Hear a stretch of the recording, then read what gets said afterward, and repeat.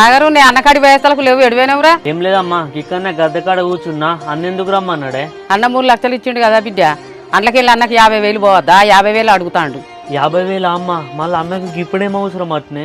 ఆయనకి cool fee కట్టాలన్నట కదా బిడ్డ, అందుకే అడుగుతాడు. 50,000 కట్టాలన్నట. అవునా అనే అమ్మా?